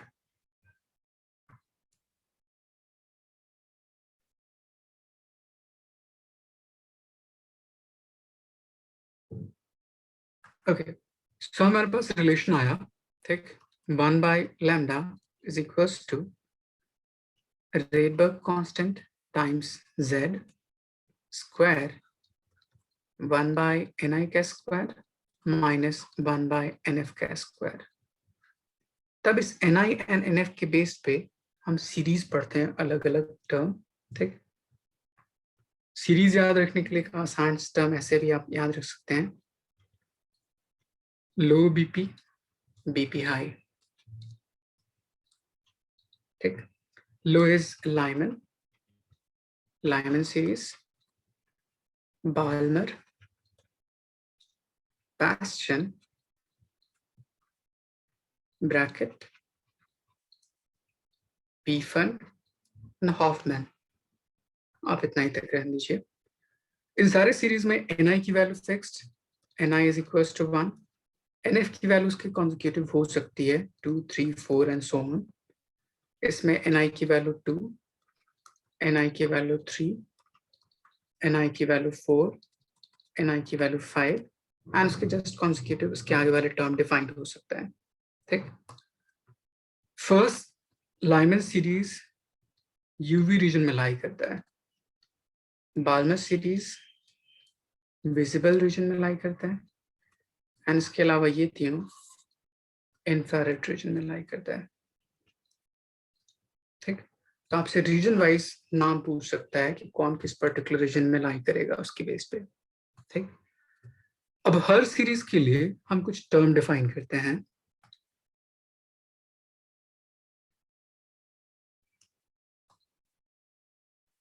पहला एक होता है मेरे पास लॉन्गेस्ट वेवलेंथ। किसी भी सीरीज के लिए लॉन्गेस्ट वेवलेंथ कब होगी? जब उसकी एनर्जी सबसे मिनिमम हो सकती है, ठीक। एनर्जी मिनिमम कब हो सकती है? ठीक, जब वो particular level consecutive term define करेगा। मतलब अगर मैं एनर्जी लेवल को डिफाइन करूं तो ये मेरे पास होता है n is equals to 1, that is ground state। फिर मेरे पास डिफाइंड होता है ये n is equals to 2, तो उसको बोलते हैं हम लोग फर्स्ट एक्साइटेड स्टेट। फिर होता है मेरे पास n की वैल्यू 3, तो उसको बोलते हैं हम लोग second excited state, and so on, change करते करते अप टू कहाँ तक? इन्फिनिटी तक, n is infinity। अब किसी भी दो डिफरेंट ट्रांजिशन के लिए अगर मैं वेवलेंथ डिफाइन करूं, ठीक, तो इन दोनों टर्म में डिफरेंस करूं तो एनर्जी सबसे कम होगी। तो एनर्जी सबसे कम होगी तो उसके लिए वेवलेंथ सबसे क्या होगा? बड़ा होगा। तो लॉन्गेस्ट वेवलेंथ हमेशा कंसेक्यूटिव टर्म के लिए डिफाइन करता है, जिसमें ni एंड nf कैसा होना चाहिए? कॉन्सेक्यूटिव होना चाहिए, ठीक। एंड यही पर्टिकुलर वेवलेंथ, लॉन्गेस्ट वेवलेंथ को हम फर्स्ट वेवलेंथ भी बोलते हैं उस पर्टिकुलर सीरीज के लिए। तो अगर आपसे कोई पूछे कि बाल्मर सीरीज के लिए फर्स्ट वेवलेंथ कौन सी होगी, तो उसमें ni की वैल्यू 2 पुट कीजिएगा और nf की वैल्यू 3 पुट कीजिएगा, एंड उसके बेस पे सॉल्व कर लीजिए। वहां से वेवलेंथ जो आएगी वो first wavelength of Balmer series define करेगा। नेक्स्ट होता है उसी पर्टिकुलर टर्म में, ठीक, शॉर्टेस्ट वेवलेंथ। अगर वेवलेंथ शॉर्टेस्ट होगी तो एनर्जी मैक्सिमम होगी। वेवलेंथ लॉन्गेस्ट होगी तो एनर्जी मिनिमम होगी, फ्रीक्वेंसी मिनिमम होगी, यहाँ पे फ्रीक्वेंसी मैक्सिमम होगी। इसी शॉर्टेस्ट वेवलेंथ को हम लास्ट वेवलेंथ भी बोलते हैं। तब इसके लिए NF की वैल्यू इंफिनिटी बोलते हैं, ठीक। ये ऐसे टर्म को हम लास्ट वेवलेंथ बोलते हैं। उस पर्टिकुलर सीरीज के लिए जो last wavelength of this particular radiation defined हो जाए, तब इसके बेस पे मैं कंक्लूड कर सकता हूं कि उसका रेंज कहां से कहां तक हो सकता है। इसीलिए लास्ट रेडिएशन की फ्रीक्वेंसी, वेवलेंथ, इन सारे टर्म्स को हम लिमिटिंग टर्म बोलते हैं। Limiting frequency, limiting wavelength and so on. तो इसीलिए इसके बेस पे क्वेश्चन पूछा था अभी JEE 2020 में कि पास्चन सीरीज के लिए लिमिटिंग फ्रीक्वेंसी कितनी हो सकती है। तो लिमिटिंग फ्रीक्वेंसी जहां कहीं भी बोले मतलब लास्ट वेवलेंथ होगी या शॉर्टेस्ट वेवलेंथ होगी या मैक्सिमम फ्रीक्वेंसी, मैक्सिमम एनर्जी बोल सकते हैं, ठीक। तब उसके बेस पे जिस भी सीरीज के लिए डिफाइन करना हो उनकी वैल्यूज पुट कर दीजिए, सॉल्व कर लीजिए। इसमें एक टर्म और भी डिफाइन करते हैं इस पर्टिकुलर से रिलेटेड। यहाँ पे जो एरो डिफाइन कर रहे हैं अप से डाउन, अगर मैं एरो से डिफाइन करूं डाउन टू अप, तो डाउन टू अप डिफाइन करता है absorption and up to down define करता है एमिशन, ठीक। तब जो एब्जॉर्प्शन होता है किसी भी एक स्टेट से दूसरी स्टेट तक, वो एक स्टेप में हो जाता है। जैसे अगर मैं डिफाइन करूं ग्राउंड स्टेट से थर्ड स्टेट तक जाना है, तो वो एक ही स्टेप में डायरेक्टली यहाँ से यहाँ तक जंप कर सकता है इलेक्ट्रॉन, अगर उन दोनों के डिफरेंस की इक्वल एनर्जी दे दी गई तब। लेकिन अगर थर्ड से वापस वन तक आना है तो उसके पास चॉइस हो सकता है जाने के, ठीक, अलग अलग। कैसे? थर्ड से सेकंड में भी जा सकता है, थर्ड से फर्स्ट में भी जा सकता है, देन से सेकंड से फर्स्ट में आ सकता है। तो ये अलग अलग तरह से वो पर्टिकुलर इलेक्ट्रॉन इस ग्राउंड स्टेट तक जंप कर सकता है, ठीक। तब मैं बोल सकता हूँ कि जो एब्जॉर्प्शन होगा एक स्टेट से दूसरी स्टेट तक वो एक सिंगल लाइन डिफाइन करता है, but emission multiple lines define हो सकता है, ठीक। तो मैथ्स में एक टर्म यूज करते हैं, ये जो पूरा कंबाइंड है, ठीक, वो होल मान लीजिए, उसका एक सिंगल पार्ट ये एब्जॉर्प्शन, ये वाली लाइन एंड ये वाली लाइन सेम सेम है बट सिंपली डायरेक्शन ऑपोजिट है उसके बेस पे। तब इस एब्जॉर्प्शन स्पेक्ट्रम उस एमिशन स्पेक्ट्रम का एक सबसेट की तरह एक्ट कर सकता है। ये स्टेटमेंट याद रखिएगा कि absorption spectra is a subset of emission spectra. यहां तक किसी कोई doubt?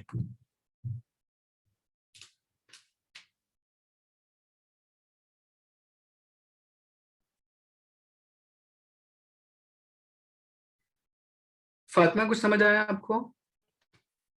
Shiba?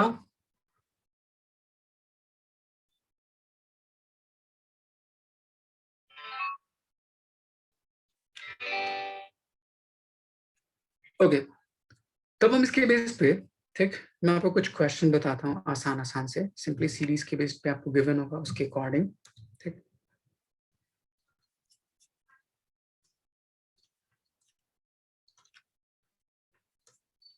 Find limiting frequency of Balmer series. हमने पीछे कैलकुलेट किया वेवलेंथ, उस वेवलेंथ को कन्वर्ट कीजिए फ्रीक्वेंसी के टर्म में, किस तरह? Use C is equal to lambda times frequency. तो वहां से अगर मुझे फ्रीक्वेंसी निकालनी है तो लैम्डा की वैल्यू पुट कर दी उस एक्सप्रेशन में, 1 by lambda is equal to Z square times Rydberg constant 1 by Ni का स्क्वायर माइनस 1 by NF का स्क्वायर, ठीक। यहाँ पे लैम्डा की जगह पुट कर दीजिए C by nu, so nu is equal to Z square C times Rydberg constant 1 by Ni का स्क्वायर माइनस 1 by NF का स्क्वायर।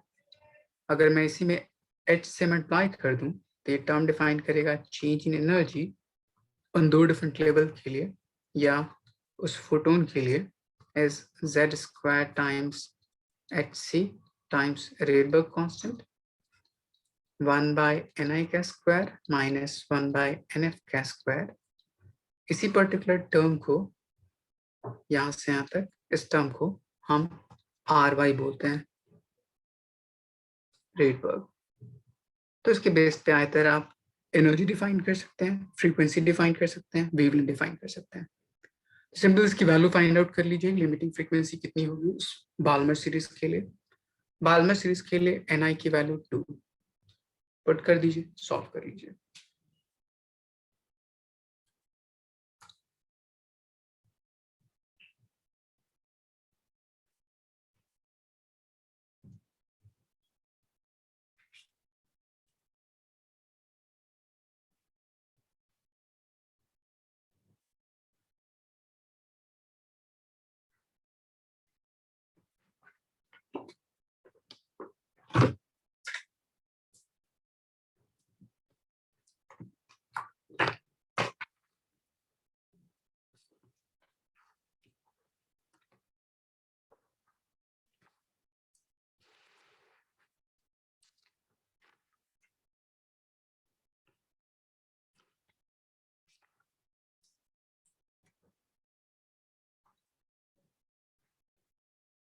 यहां तक कोई डाउट किसी को?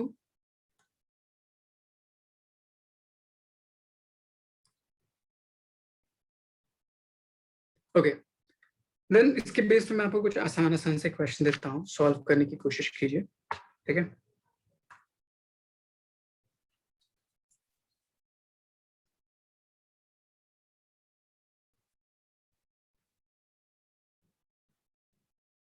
एक क्वेश्चन पूछा गया, if time period of electron in ground state of hydrogen atom is 1.6 into 10 to the power minus 16 seconds. Then find frequency of electron in first excited state.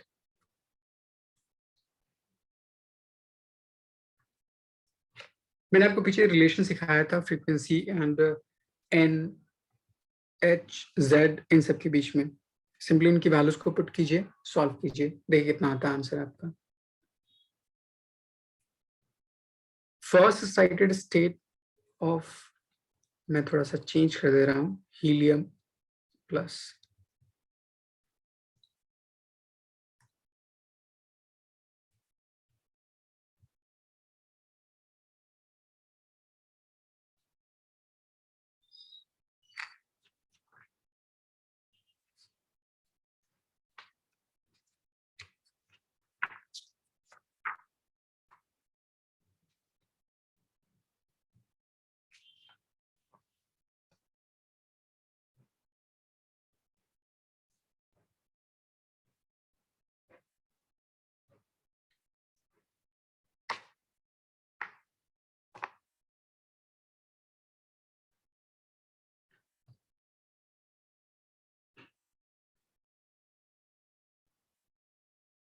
Solve हुआ?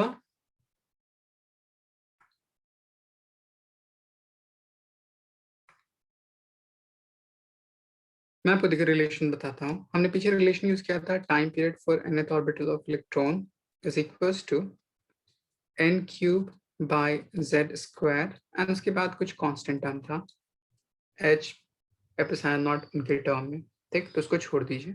ठीक, तो मैं यहाँ से अगर मैं T1 ओवर T2 डिफाइन करूँ for different terms के लिए, ठीक, तो यहाँ पे T1 n मेरे पास फर्स्ट एक्साइटेड स्टेट, तो n की वैल्यू हो जाएगी 2. मेरे पास ये ग्राउंड स्टेट में था, ठीक, तो मेरे पास इनिशियल n की वैल्यू 1, क्योंकि वो हाइड्रोजन एटम था, तो उसमें z की वैल्यू 1. तो मैं पहले डिफाइन करूँ T1 ओवर T2, एंड वहां से t की वैल्यू कैलकुलेट करके उसको रिवर्स कर दीजिएगा, फ्रीक्वेंसी के टर्म में भी आंसर आ जाएगा.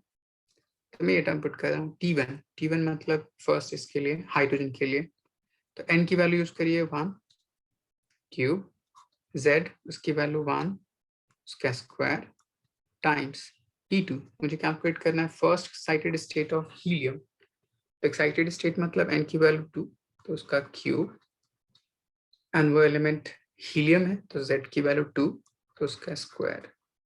तो पूरी वैल्यू सॉल्व कीजिएगा तो 1/2 T2 निकल जाएगा, तो T2 would be 2 times of T1।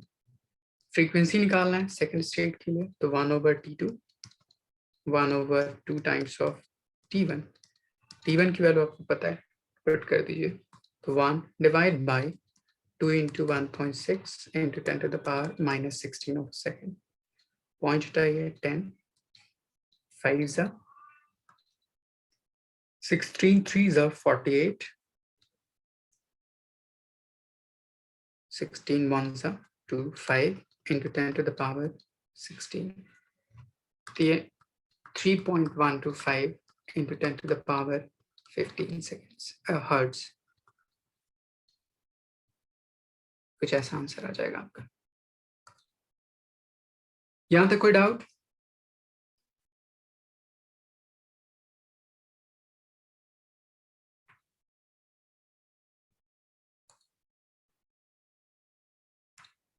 Shiba रियाज समझ आया आपको?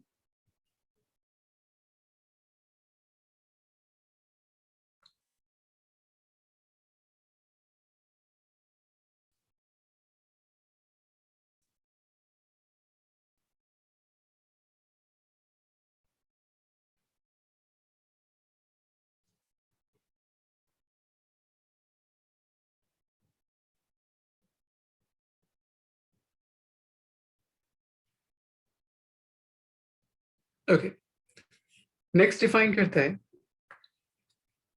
एक आसान सा question.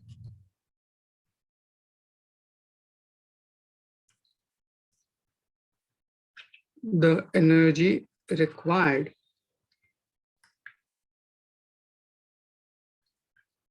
to ionize hydrogen-like ion in its ground state is 9 RY Rydberg. Then what is the wavelength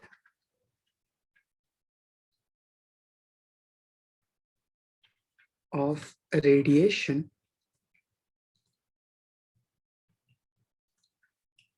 emitted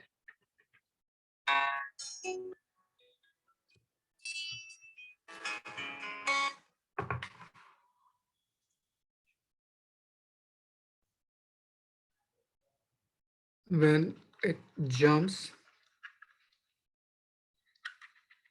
from second excited state to ground state?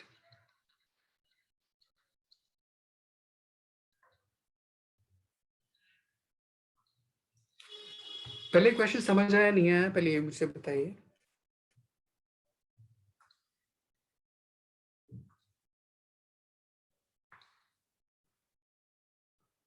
आपको क्या क्या दे रखा है? पहला दे रखा है हाइड्रोजन लाइक स्पीशीज है, ठीक, मतलब वो हीलियम लिथियम कुछ भी हो सकता है आयंस के फॉर्म में। ग्राउंड स्टेट से उसको आयनाइज करना है। आयनाइज करना एंड एक्साइट करना दो अलग अलग टर्म होता है, ठीक। जैसे मेरे पास ये फर्स्ट टर्म n की वैल्यू 1, फिर मेरे पास n की value 2, 3, 4, 5, 6 so on to infinity, कुछ ऐसे जाता है, ठीक। तो ये मेरे पास था n की वैल्यू 1, n की वैल्यू 2, n की value 3 and so on to n की वैल्यू इंफिनिटी, ठीक।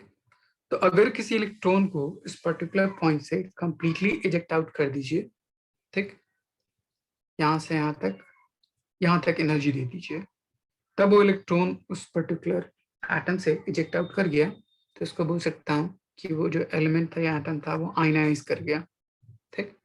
तो आयनाइज करने के लिए जो ट्रांजिशन होता है वो 1 to इंफिनिटी होता है, ठीक। तो आपको वो वैल्यू पता चल गई कि वैल्यू कितनी दे रखी है, 9 RY।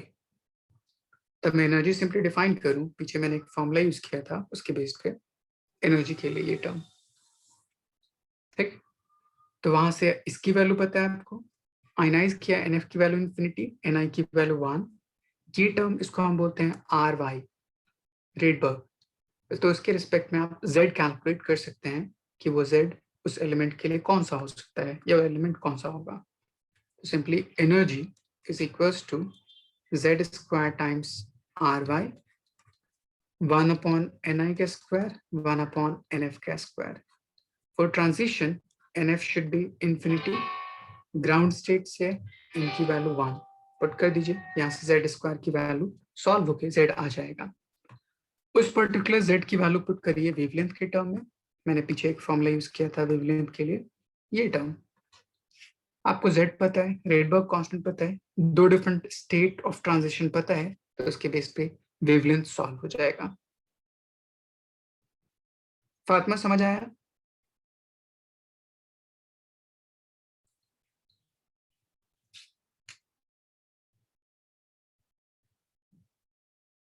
शायद अप्रॉक्स सही है आपका शिबा।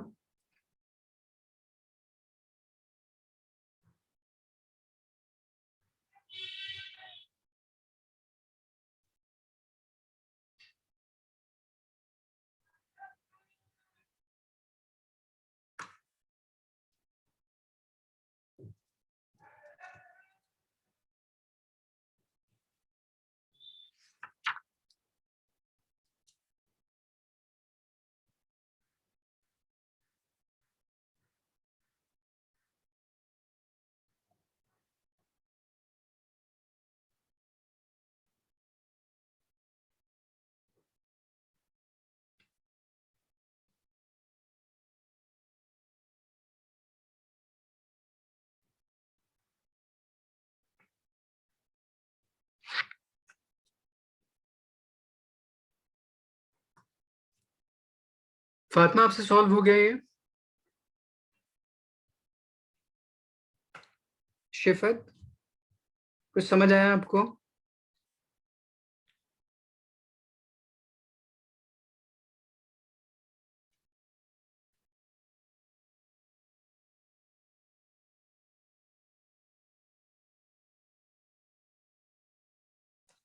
ओके, एक मैं दूसरा क्वेश्चन आपको बताता हूँ। अगर हाइड्रोजन एटम की बात करूं तो उसके लिए एनर्जी डिफरेंस एक क्वेश्चन कहता है radiation coming out from transition n is equals to 2 to n is equals to 1 in hydrogen atom। ठीक, हाइड्रोजन एटम के लिए अगर ट्रांजिशन 2 से 1 तक अगर हो रहा है तो उसमें एनर्जी एमिट आउट करे, वो same amount of energy emit helium के लिए किस पर्टिकुलर ट्रांजिशन में लाई करेगा वो डिफाइन कीजिए। ठीक, which transition will fall for this particular transition।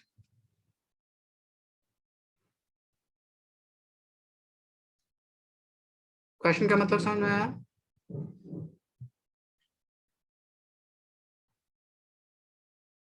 Question ये कह रहा है कि अगर हाइड्रोजन की लिए मैं ट्रांजिशन करूं 2 से 1 तक तो जितनी एनर्जी एमिट आउट करे उतनी ही एमिट आउट एनर्जी अगर मैं हीलियम प्लस के लिए यूज करूं तो वो किस ट्रांजिशन को फॉल करेगा वो डिफाइन कीजिए।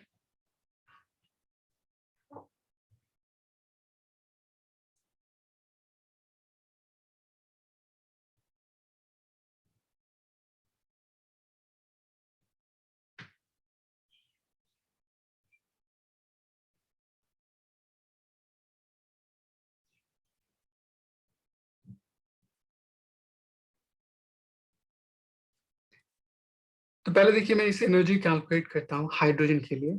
एनर्जी फॉर nth ऑर्बिटल का इसके लिए फॉर्मूला होता है -13.6 Z square over n square times electron volt.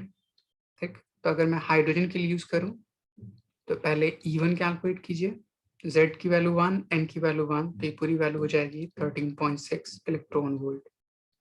अगर मैं E2 सॉल्व करूं तो इसकी वैल्यू हो जाएगी N की वैल्यू 2, 2 टू 4, 4 से डिवाइड कीजिए, 4 3 12, 4 4 16 इलेक्ट्रॉन वोल्ट।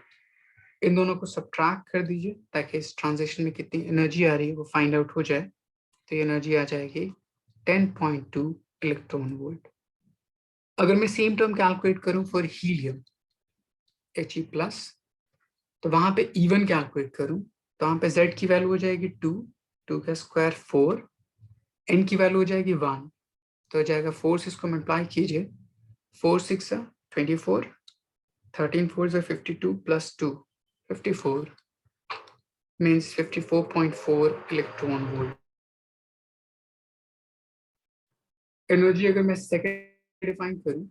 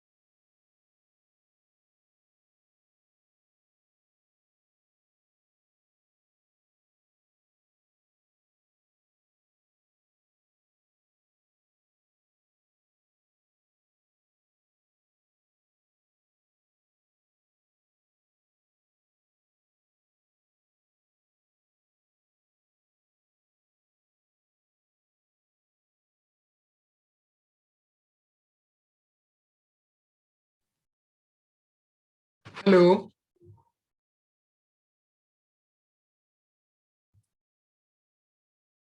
मेरी आवाज आ रही है?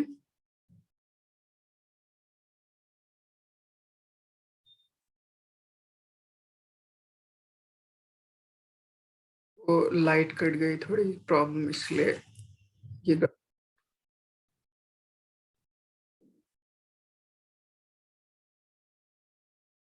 ओके। सो मैं डिफाइन कर रहा था कि अगर मैं हाइड्रोजन एटम के लिए किसी दो डिफरेंट ट्रांजिशन के लिए कैलकुलेट करूं तो सेम ट्रांजिशन जो एनर्जी डिफरेंस होगा वो हीलियम के किस पर्टिकुलर लेवल के डिफाइन करेगा।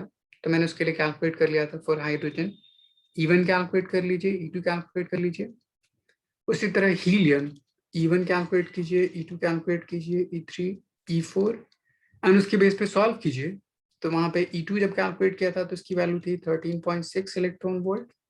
E4 जब सॉल्व कीजिएगा तो उसकी वैल्यू आ जाएगी 3.4 इलेक्ट्रॉन वोल्ट एंड इन दोनों का अगर डिफरेंस कीजिएगा तो 10.2 इलेक्ट्रॉन वोल्ट।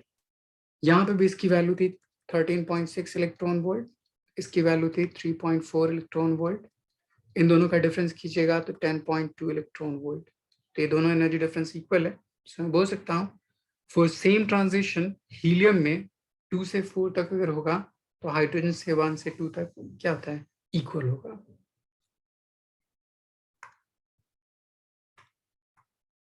यहाँ तक कोई doubt?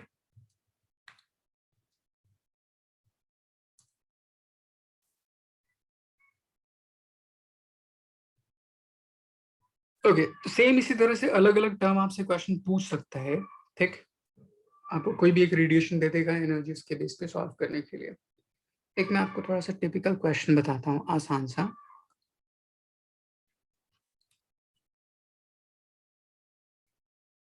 A question: the electron in hydrogen atom first jumps from third excited state to the second excited state, मतलब थर्ड स्टेट टू सेकेंड, तब उसके लिए वेवलेंथ होती है lambda 1 and then again jump करता है सेकेंड से फर्स्ट तक, तब उसके लिए वेवलेंथ होती है लैम्डा 2। तो सिंपली कहता है दोनों का रेशियो कितना होगा, lambda 1 is to lambda 2। Simply values को पुट कीजिए, सॉल्व कर लीजिए।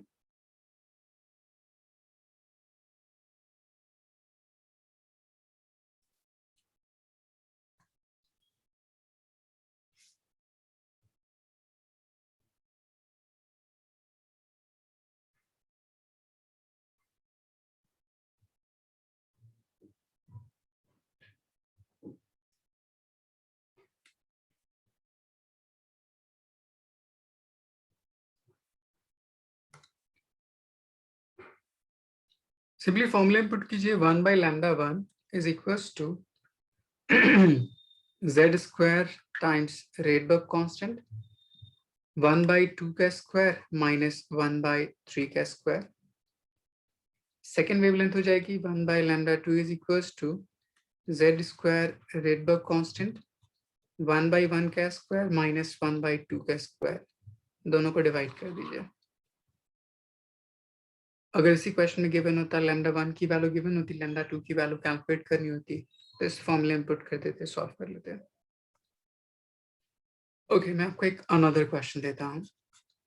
मान लीजिए आपके पास पोटेंशियल एनर्जी किसी पर्टिकुलर एटम में दे रखा है relation UR is equals to half times some constant K times R square. Then find how energy is related with N and radius is related with N. ये एक अच्छा question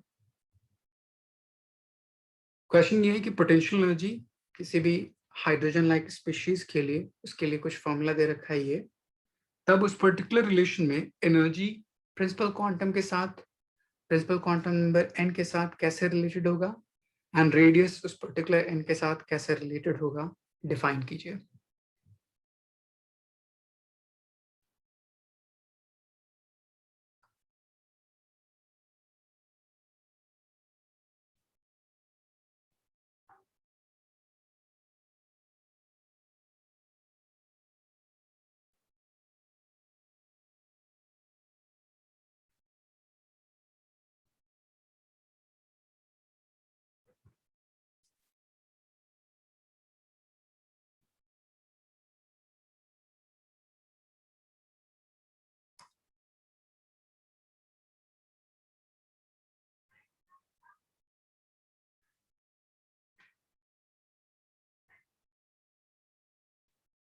ये solve होगा आपसे कि नहीं होगा, बताइए जरा, फिर मैं सॉल्व करना सिखाता हूँ।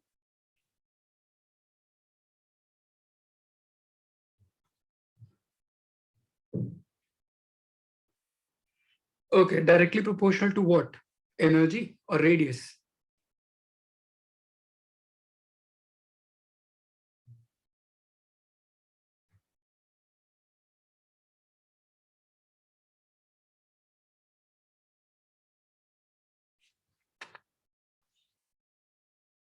ओके, शायद सही है, फिर रेडियस निकालिए।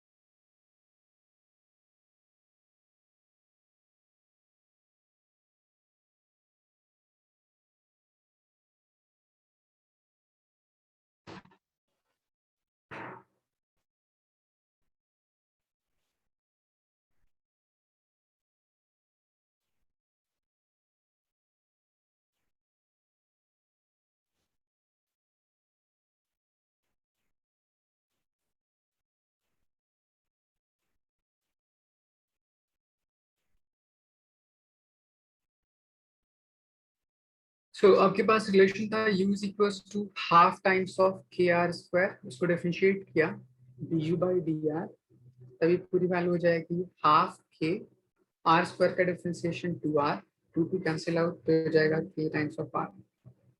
सो यहाँ से मैं इस पर्टिकुलर टर्म को सेंट्रीपिटल फोर्स के साथ इक्वेट कर दूंगा, mv square over r is equal to k times of r।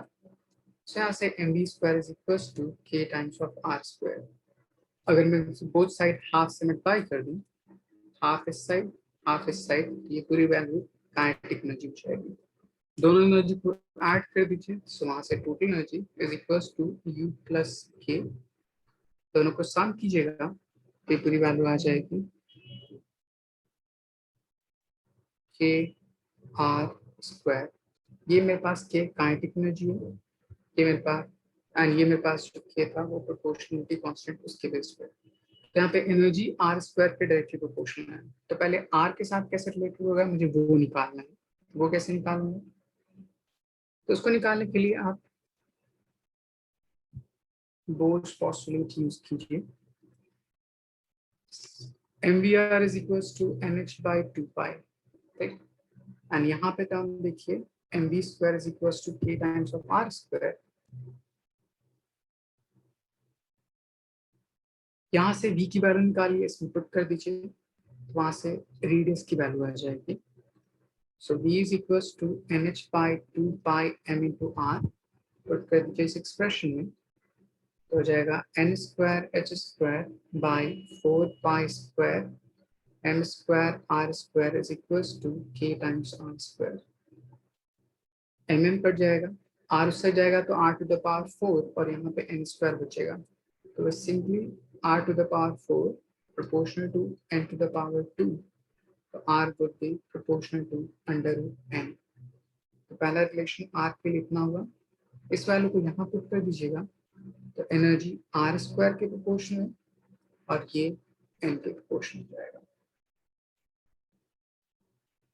Shiva आपने ऐसे ही सॉल्व किया था?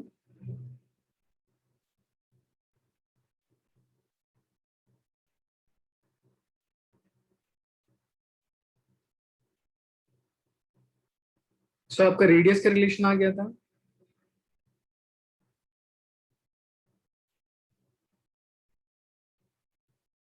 ओके, बाकी को समझ आया कैसे कैसे रिलेशन निकालना है? बाकी तो कोई भी क्वेश्चन दे रखा हो, सिंपली आपको पोटेंशियल एनर्जी के टर्म में उसको डिफरेंशिएट कीजिए, पार्शियल डिफरेंशिएशन, जो टर्म आएगा एक्चुअली में फोर्स को डिफाइन करेगा, उसको सेंट्रीपिटल फोर्स के साथ इक्वेट करके वहां से mv स्क्वायर की वैल्यू निकाल लीजिए, फिर वहां से वेलोसिटी निकाल सकते हैं या काइनेटिक एनर्जी निकाल सकते हैं। तो फिर आपको एनर्जी के टर्म में, रेडियस के टर्म में या किसी भी टर्म में आपको रिलेशन यूज करना सीख जाएंगे, वहां से कैलकुलेट कर सकते हैं। ओके, तो यहाँ तक आपका बोर्स पॉलिसी था एंड उसके बेस पे अलग अलग रिलेशन से टर्म थे, ठीक। ये पार्ट आपका पूरा खत्म हो गया, ठीक है।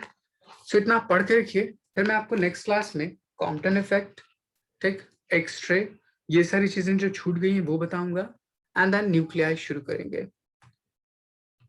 होप आप लोगों को थोड़ी बहुत चीजें समझ आती होंगी।